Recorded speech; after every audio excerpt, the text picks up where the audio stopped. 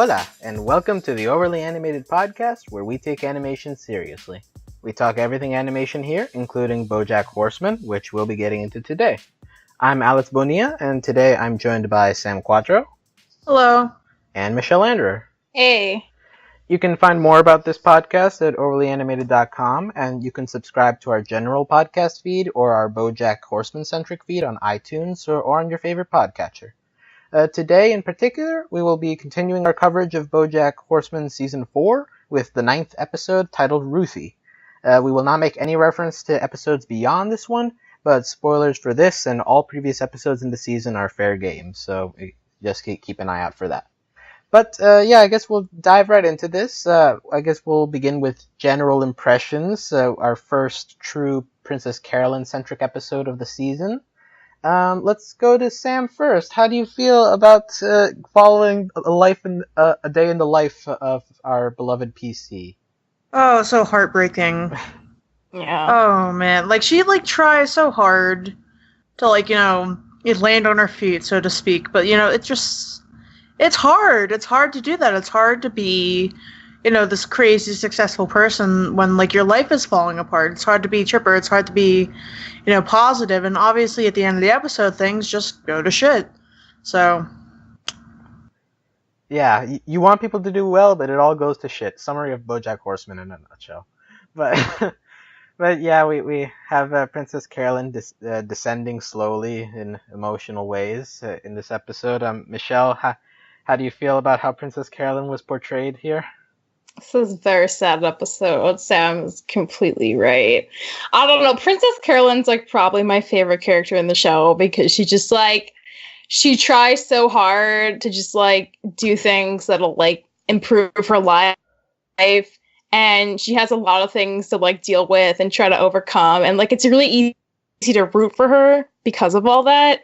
And this episode is just so sad because we're led in with this assumption this is way in the future, that's awesome, oh, we're gonna see the hardest day, but how all turned around, she has a legacy. That's so great. And then realizing that wasn't the case at all, and it's something she tells herself to seek comfort in. It's just so devastating. It's so, and I love her so much as a character, that makes it even harder. Yeah, definitely the framing device of this episode was genius. It tricks you from the very beginning to at least to be led to believe that this is all actually going to go well, even whatever she says is oh, it's a happy ending, don't worry. And then by the end you're left a bit crushed at how it all turns out. Princess Carolyne, at least to me, she is a character that I think stands out a lot in this show, and she definitely has her moments. I don't think I was as hit as you guys by it, but only because I think that this season has been very hit or miss with how they've treated Princess Carolyne. We've gotten so little of her, I feel, that to give her this entire episode all at once and just go straight into the madness, it felt a little too fast for the impact to hit, and I think this is just another casualty of the pacing issue that we've been seeing in this season. The fact that all the Princess Carolyne stuff we had to basically fit into this episode. The ending definitely works regardless of that, but it just I don't think it had as emotional of an impact on me that it would have had if we've seen this struggle a little more fleshed out in previous episodes. I don't know if you guys agree or you think this works well enough as its own thing. Yeah, I don't know, dude. It's it's hard to say because I've had problems with the pacing of the season for since the beginning of it. So it just feels yes, but also I don't know if I would have lasted through another PC and Ralph storyline or an extension of it, because it's just I don't care about that stuff that much. Well, that's also the problem, right? Because on the other hand, do you really want more of Ralph? No, not really. Yeah, who wants a stable and healthy relationship with a boyfriend? Who wants that? This is BoJack Horseman, goddammit. We want our pain and suffering. I feel BoJack's a whole different character, though. I totally want Princess Carolyne to end up with somebody she really enjoys. And, honestly, I didn't feel it was too rushed because the things of the season for her were her relationship with Ralph, like, where's it gonna go? It's been getting, like, more stable and, like, better up until this point. The other thing is, like, her, like, having a baby. And that's been, like, progressing up until this episode. Like, seems like all signs pointing yes, good job. So, like, and this is episode 9. We've been kind of touching on this stuff for a while, like, the entire season. So it didn't feel like seeing this all come to a head didn't feel like out of nowhere and like, oh, like, if we had more time to delve on this, because, like, this has been going on in the background, like, all season, so I don't feel like we necessarily needed more time to feel more, but, like, it was, like, the most Carolyne we've had at once, so I don't know, it felt fine to me, like, the amount of time we had. It didn't feel like, it hit me pretty hard, but I don't know. I also just, like, really love Princess Carolyne, so anything with her is, like, gonna matter a lot to me. Yeah, I definitely think this is impacted by how much you care about Princess Carolyne as a character, right? Because, like, the Princess Carolyne, I like her and all, but it's just I'm not as attached to her as some of the other characters on the show, so I guess that's why for me it felt a little dumped. But I think there are logic for both sides here. If this worked for you, then fine by me. And this episode did do a lot with her in particular. And I guess we can start going through it step by step here. We begin with the introduction of Hollywood in the future, which is, I think, flooded, and they're in this future school with Mrs. Teachbot and Ruthie, which is Princess Carolyne's ancestor, played by Kristen Bell.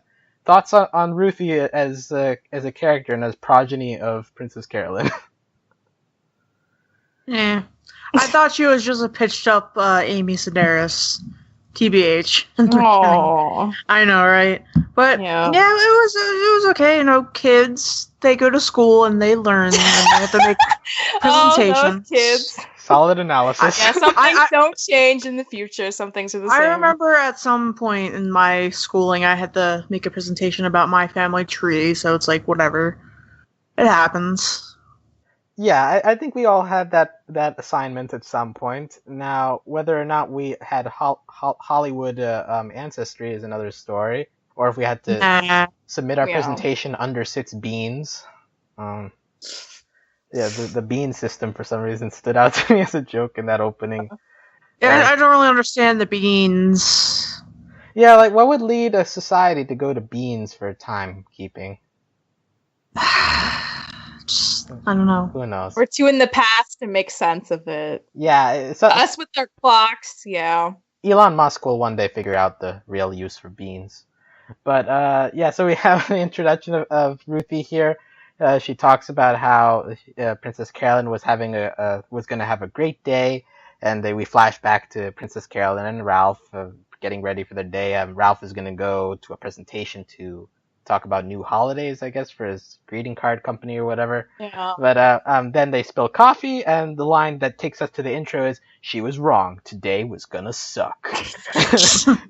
Yeah. I like the delivery on that line, leading us into the intro. But so we already get from there just that this is going to be a day that slowly gets worse and worse.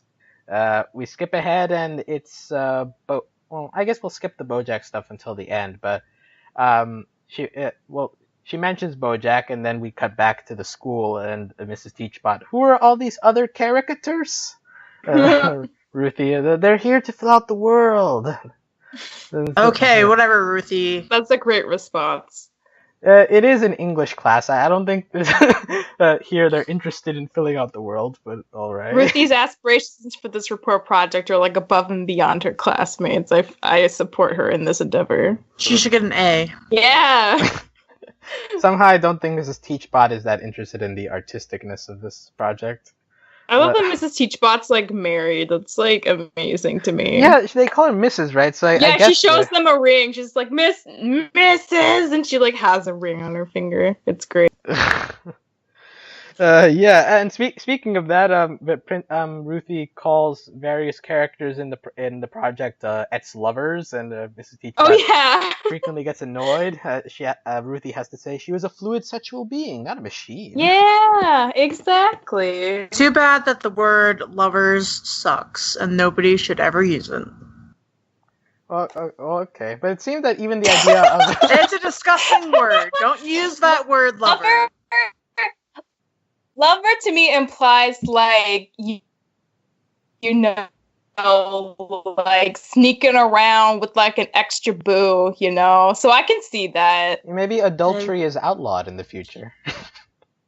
Maybe. Yeah, but for some reason, lover is a taboo word in the future. Who knows why? But it's taboo because I became president, obviously, and okay. I outlawed its use. So exactly. Okay, so we cut back to Princess Carolyne going to the Rabidowitz agency to talk to Courtney Portnoy about a project called Court Me If You Can. Of all the titles we've gotten in this season, this isn't exactly the best or the worst, but we also have background posters of Flight of the Pegasus, a callback to old season, but it's starring Jay Zebra, I believe. Jay-Z. Jay-Z is so good. Yeah, is he Jay-Z even if he's a zebra? Yeah. Okay. Yeah, but why would he star in a teen movie? Why would he be in that abortion music video? Like, he's just all over the place. Yeah, even here he's Jay-Z. a mogul, but here in this universe he's even more ambitious. He wants to be an actor too. Yeah. We also had an Uncle Cuck poster. I don't know. That felt like a dud to me, but I don't know about you guys. Did you find?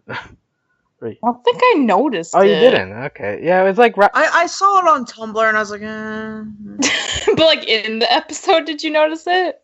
Not really. Yeah, I mean, like, it was the background gag. I mean, it's a play on Uncle Buck, which was like a John Candy film back in the day. Right. But we're using 2016 meme words to throw in here. Yeah, and like, nobody wants to hear that word ever again in their life, so just stop. Cuck is over. I know it's been like a thing since like the 1700s, but it's over. Yeah, well, stop it. Well, I don't agree with you on lovers. I agree with you here. We can get rid of this. Okay, found a medium. Yeah. I took a class about 1700s English literature once, and we spent a whole class talking about cuckolding, and I'm done. It's over. Stop it. Okay, good. That word is forever associated with that boring ass class. Okay. So yeah, we have after passing through these posters, he meets up with Princess Carolyne meets up with Rabidowitz. Also talking about Chris Kattan, I guess. Like, did Chris Kattan drop out when the world is finally ready to settle for Kattan? So we also get in our board games reference / 90s Saturday Night Live member. But the real point of this scene is just Courtney Portnoy firing Princess Carolyne finally after a bunch of mistakes she's made over the past couple of episodes. Good riddance. See you later, Courtney. God. Yeah. I'm done with that shit. Yeah, let's hope we don't see her again the rest of the season. But... Yeah, I hope so. I'm done with all the wordplay. Stop it. Yeah. That's true. That was not fun. Yeah, and she still has the nerve to say at the end, oh, wait, this Court Me If You Can, you thought it was real? That sounds ridiculous. And considering all the other ridiculous projects that have been thrown at her in this season, it just, yeah, good riddance to her. But, so we have outside, Judah consoling Princess Carolyne decaf, which is nice. He brings up BoJack Horseman, saying that they need to field offers for him, but Princess Carolyne refuses, and Judah says, all right, you're the boss, which is standard how we've seen Judah so far, but it's an interesting foreshadowing of what's to come, because later we have him scheduling an appointment for Princess Carolyne to go to the jewelry store to fix the necklace, and we get this quick aside of the history of Princess Carolyne's necklace, and we have a song of the old people, and that was so cat good. Faces. The cat singing was so good. Sam, your reaction to the song of the old people? Yeah, that's alright. What? No, it was so funny. I loved it. How could you not love it, Sam? I don't know. How do you... My heart is very cold. You were unable to find the musicality in meow meow meow meow meow. Yeah, so good, and their heads moving. Oh my god, I loved this so much. Sam, are you a dog person? No, I'm more of a cat person, but like. Then well, why? maybe she's immune to the sultry sounds of the meow. Yeah, the sultry sounds of meow. I'm all meow about that. Yeah. But basically, that whole scene is to show you that her family had gone through rough times when they immigrated to the United States, and the necklace she's always considered as a symbol of tenacity, which is in line with the personality we've seen of Princess Carolyne so far. But in this process of leaving the necklace, she meets up with the gecko guy. I forget his name. Charlie Witherspoon. Charlie, there we go. But yeah, so Charlie is buying jewelry for some sexy catfish I met on the internet. I enjoyed that one. But yeah, so he mentions this deal that he brought up to Judah to purchase Princess Carolyne's agency, and this is the first time Princess Carolyne is finding out about this. So that brings up a little bit of tension here between. Wow, Judah. Yeah. Yeah, so we're going to touch on that a little bit later, but before she can talk to Judah, well, she tries to confront Judah and nothing comes of it, so she leaves that behind for a while before going back to the doctor. And there, the albino rhino Gino tells Princess Carolyne that the pregnancy is no longer viable.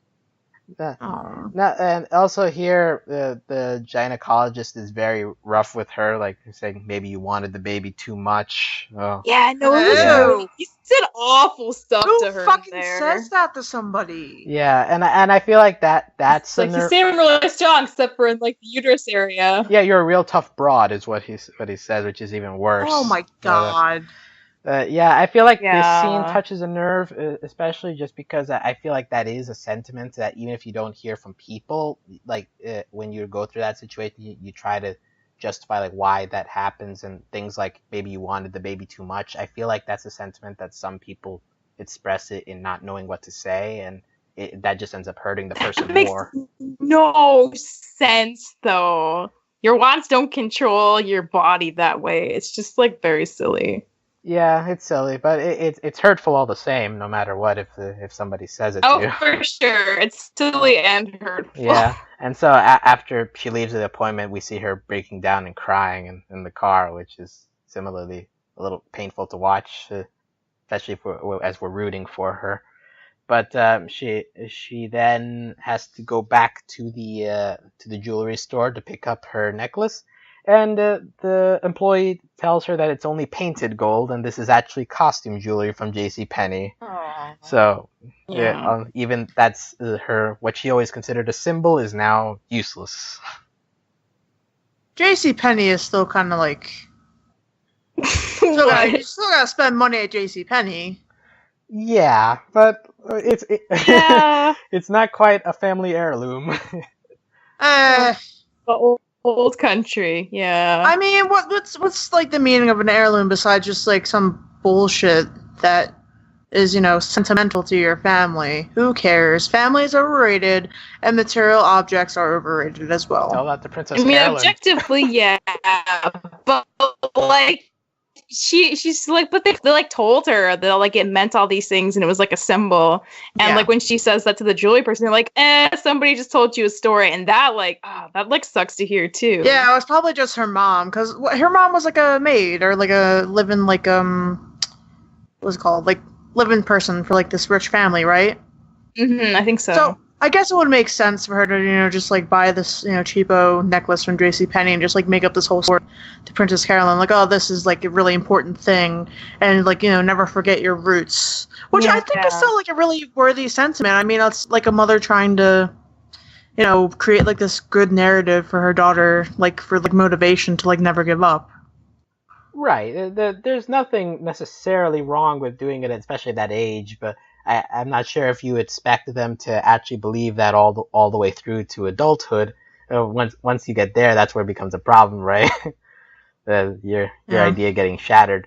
But so after all this happens, he also gets a call from Ralph too, and she has to lie about still being at the doctor. She doesn't feel ready to tell him yet. Yeah, it's a big thing, and this is like her 5th like miscarriage. It's just like all these layers of like things. Yeah, we get that revelation later that this isn't actually a new thing for her. But after lying to Ralph over the phone, she goes to her office to get drunk at night, and then we get this confrontation with Judah, Princess Carolyne saying to Judah that she found out about the offer. Judah saying, "I know that you were emotional at the time, and I wanted to make sure you made the right decision," or something along those lines. Princess Carolyne is annoyed regardless and fires Judah. And Judah handles this with grace. Props to him at least. He even leaves it by reminding her of her appointments and things like that. But how do we feel about the exit of Judah here? Kind of sad, but like, something was always kind of off to me about him. Yeah, something about the man bun. Didn't trust it. No, I mean, like, his, like, beard and his bun, like, the whole, like, oh, I'm a professional, blah, blah, blah. Like, I don't know. There's gotta be something else to Judah, something more fishy. You, Michelle, how did you feel about him leaving here? I was sad, but I also think it's, like, not cool to not tell your boss things because you think you know best for them. Like, that's kind of weird. And kind of not cool. So I can understand why she fired him, but like I did think he was like really helpful in a lot of other ways, and I kind of hope she can work it out with him later. But like, who knows? Didn't work out by the end of no spoilers, but yeah, it's kind of a sad parting between those two. Yeah, but like he was really helpful in a lot of other ways. But like I do think that was like kind of a dumb thing he did. And like if I was a boss, like I'd be really ticked off too. Yeah, that's my feeling as well coming off of this. Like, it is a fireable offense in the objective sense, and you realize that he has some intent behind this because he's talked in the past about wanting to work with a small agency, so you could think maybe there was some selfish reasons behind this as well, even as he tries to disguise it as something for the benefit of the company. But at the same time, you also think, well, does this error outweigh all the good things that he's contributed to this company and the fact that he's helped Princess Carolyne to get this far in getting this business afloat, weighing one thing against the other. So like in that sense, I feel bad for him. But yeah, in the end, you can also justify him being fired for this for hiding this. But yeah, it wasn't part of the thing, like, because she just lost, like, her current job. She was just fired, and if she'd known about this deal, it potentially could have saved her career. And I think just, like, getting all that in one day also, like gave her more reason to fire him over it, too. Yeah, the circumstances in which they have this confrontation aren't the best for Judah's job chances, so... Yeah. But yeah, we'll see if we get more Judah down the line if he makes a comeback. But if this is the way he goes, then it's definitely a sad way to do it.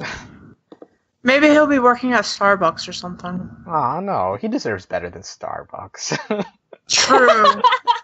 He does. He's been in at Starbucks though. Yeah. Yeah, if he's writing a novel at Starbucks, I might buy it. But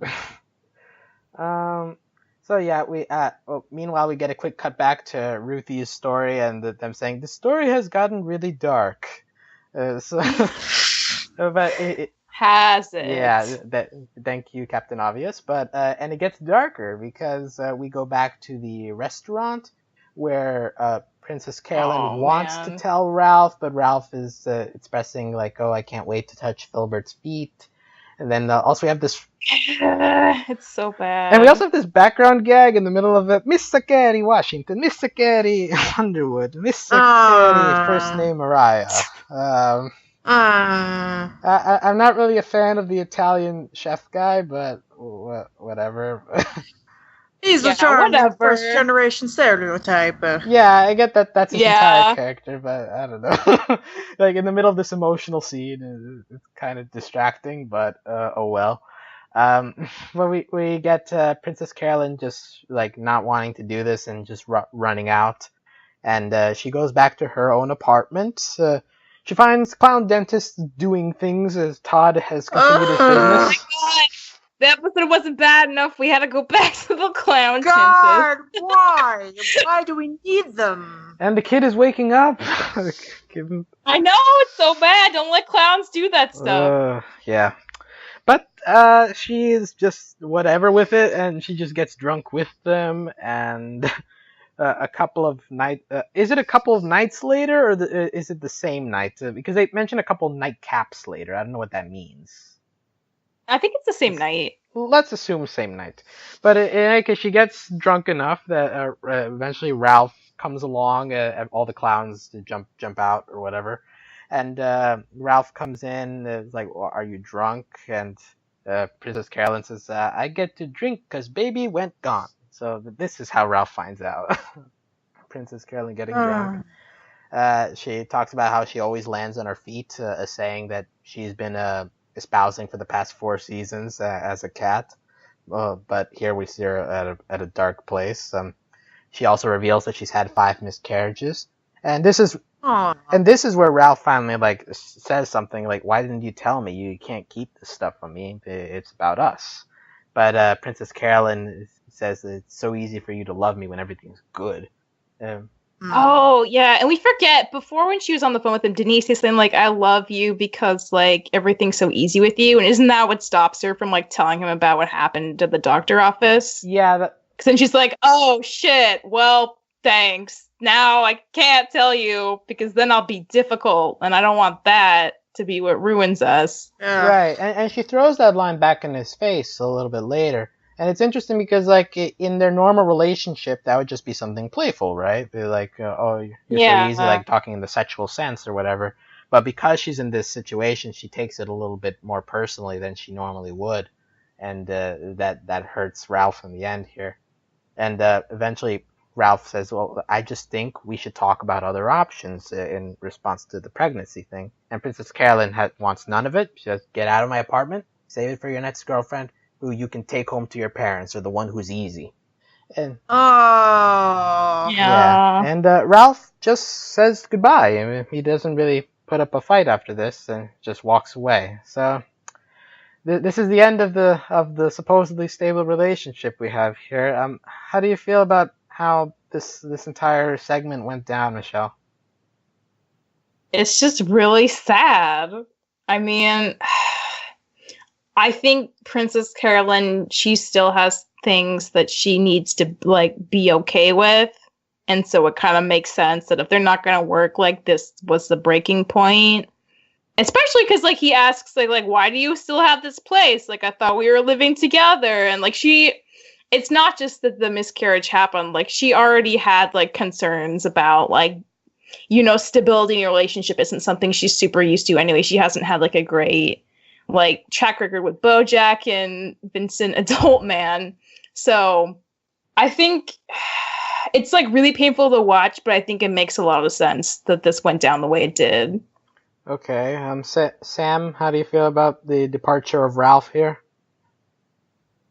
I mean, I don't really care because he's just hi, I'm Ralph. I work at a greeting card company and I'm a billionaire or whatever. It sucks for Princess Carolyne because it seemed that was something really hopeful, but I feel at the end of last season, I think the last episode, there were sort of hints that it was kind of going at least on Ralph's end, because he wasn't too happy about her going back into the whole agent manager sort of thing.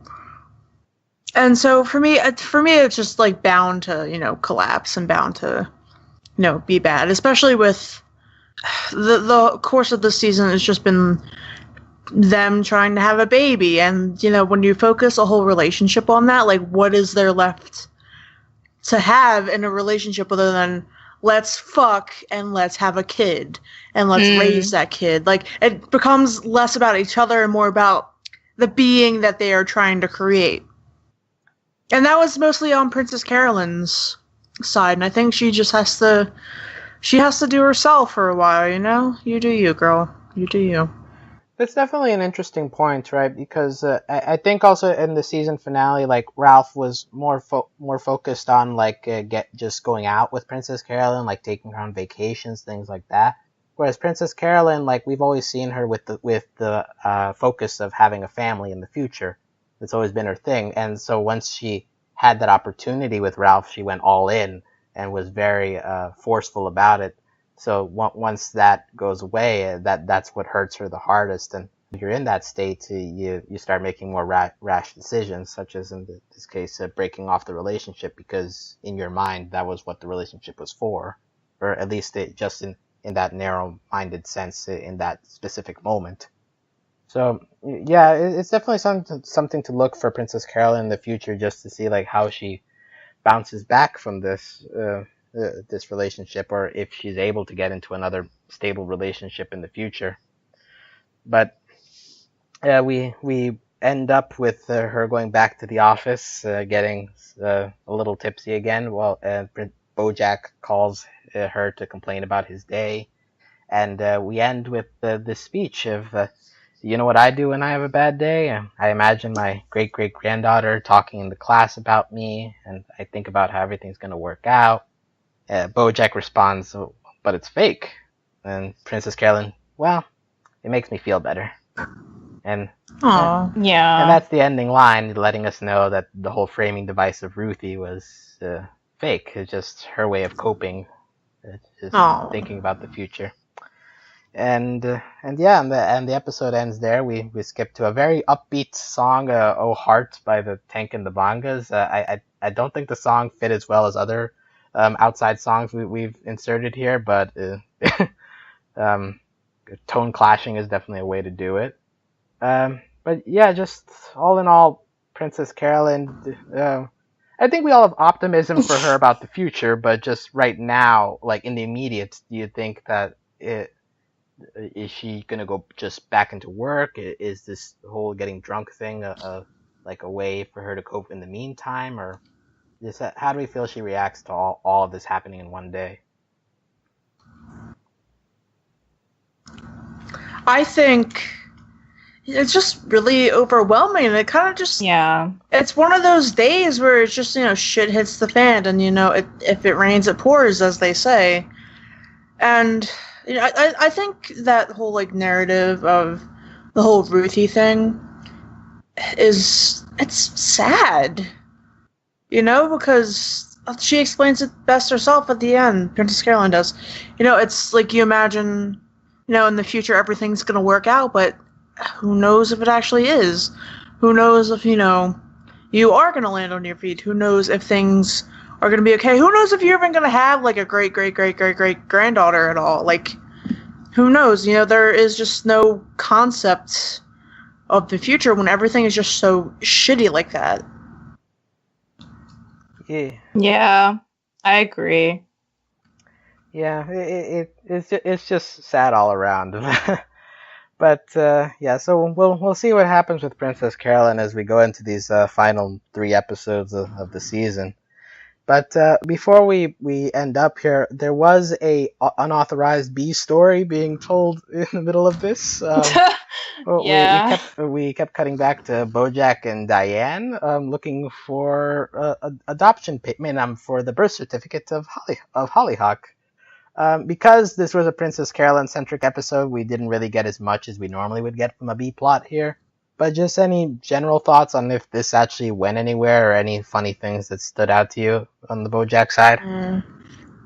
George Clooners. Yeah, we got a George Clooney reference, and don't you mean George Clooners? Who cares? Just like I care. Yeah, because this raises the question. How could you not? Yeah, did you not have the rights to his name last episode? But last season, I mean. But now you do. What happened? Or is this a universe where both George Clooney and George Clooners exist, and then do they all compete for the same roles? It's a very important thing to bring up here. So yeah, we have that. We have your classic government bureaucracy scenes of BoJack having to wait in lines. I did enjoy that the receptionist didn't recognize BoJack, but you're Diane Nguyen. I love 20 Reasons to Try the Diva Cup. That was really good. So we did get that, but I'm too afraid to try a Diva Cup because I don't know the trajectory of where my stuff is gonna go. Mm-hmm. So what if I just maybe I'll just try it like one day while I'm just sitting around my house, so that there's no risk, so I can figure my life out. You go to a gynecologist if you're really concerned. Yeah, check my stuff out. Am I good to go? How do you fold it up? I know my stuff. I'm just saying, I don't know where exactly it's. I know it comes from my vagina, but where? Yeah. I don't honestly know. Yeah, I think if you buy one, it would probably tell you where it would end up, maybe around the cervix opening. I don't know. Are you okay? I'm okay. I just have no expertise here to contribute. So you know what? Okay, this podcast is such a dude fest most of the time. We gotta talk about G-cups and cervixes. Yeah. Personally, I'm a pad girl because me too. My mom didn't want me getting toxic shock syndrome. Yeah, is that real? How long do you have to keep a tampon in to get that? I don't know, but my older sister definitely had the symptoms of it once, and shit! My mom was like, "Nope, never again." That's real. All right. So there you go. Okay.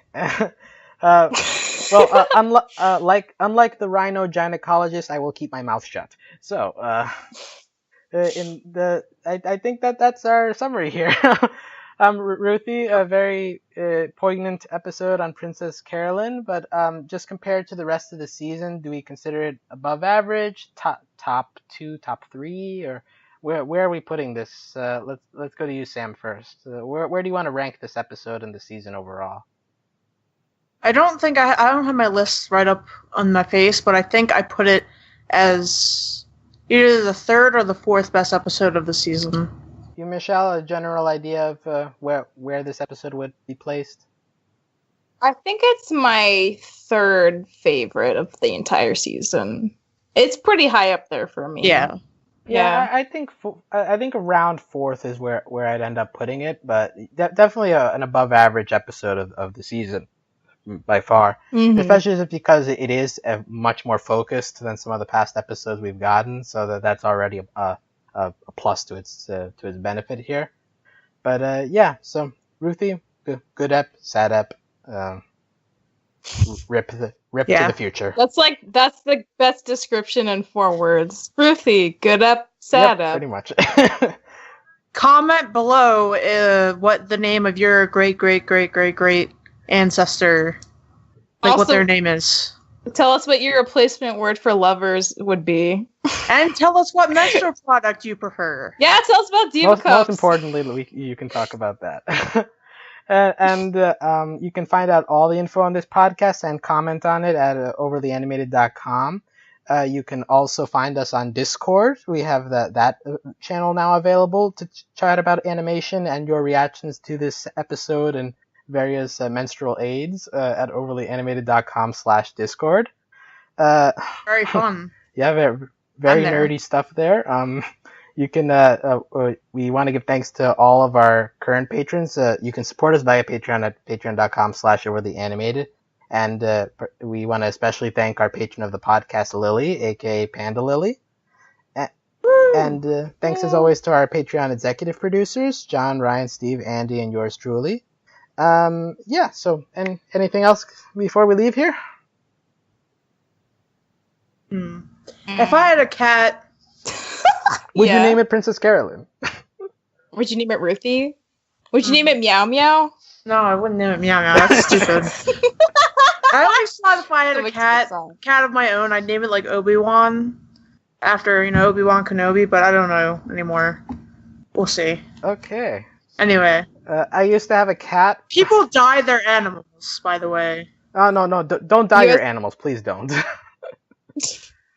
You were saying, Alex, you used to have a cat? I used to have a cat. It was named Nala. Oh, no, that's cute. What kind of cat was it? Was it striped? Was it like a tight cat? No, well, it was a white cat with like a big brown spot on its back. I honestly don't remember the breed. It was a while ago when I had it. It was probably just... Most short hair cats are like American short hairs if you're in America. Yeah. But so Nala, wherever you are, I dedicate this podcast to you. So yeah, Maxie, I love you. He just passed away over the summer. Yeah. And to all the 19 years old. To all the sad cats out there, this episode is for you. Okay, I want to dedicate this podcast to my kitty Boo, who is a very chubby 19-year-old calico, and she's the best. So, on that note, thanks for listening, guys, and we'll see you next time. Adios. Bye. Okay, bye.